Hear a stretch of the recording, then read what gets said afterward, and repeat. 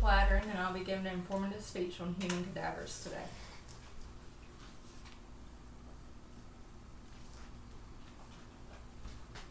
This informative speech will help make this word, human cadavers, not so taboo.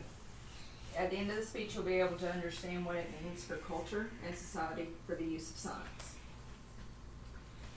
What do you think of when you hear the word human cadavers? Do you think of a Halloween prop? Do you think of some sketchy guy living with his mom in her basement and he's got human cadavers or human bodies laying around in the backyard? Do you think of a TV show? Many uses of cadavers are used in science, like forensics, collision testing, medical world, or even mortuary science.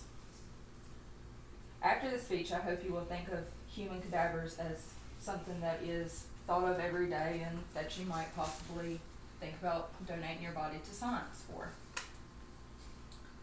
We've come a long way in the forensics world. 20 years ago, we weren't even able to tell who murdered somebody because we didn't have their fingerprints. Thanks to these advances, we can thank the use of body farms and people that donated their bodies to science to be used as human cadavers.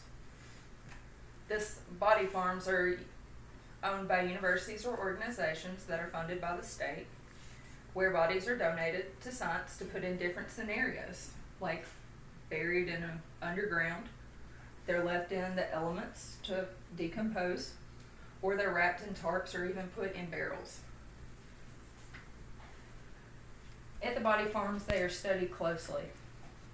The scientists monitor what stages of decomp they are in, the insects that fly around them and live in them during the time of decomp.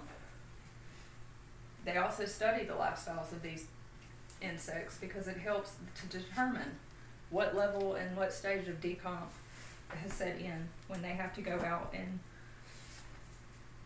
study these cases. They're also human cadavers are also used for collision testing.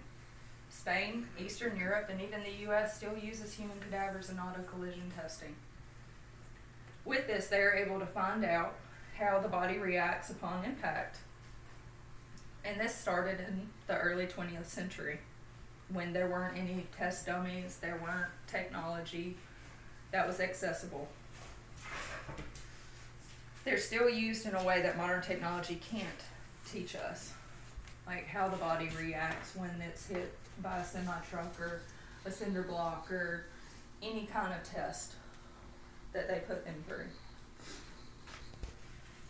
While it is viewed as inhumane by many, it is also viewed too that it's helped and saved thousands of lives. Human cadavers are also used in the medical world. They're used to learn and create new methods of study, research, or technology. Some doctors even use it as a field test. For new doctors, that might be suturing or trying to find a certain organ and what it feels like, or even boundaries of a tumor. The doctor would begin his research on a human cadaver before he's even able to try it on a human body.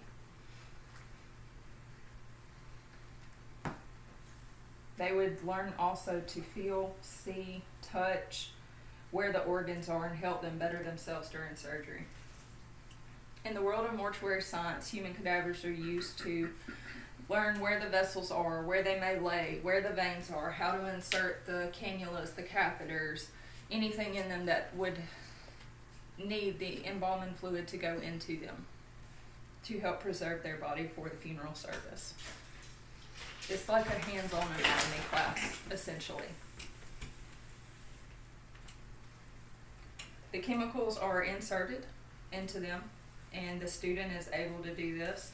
They learn how to perform a restorative art on the human cadavers.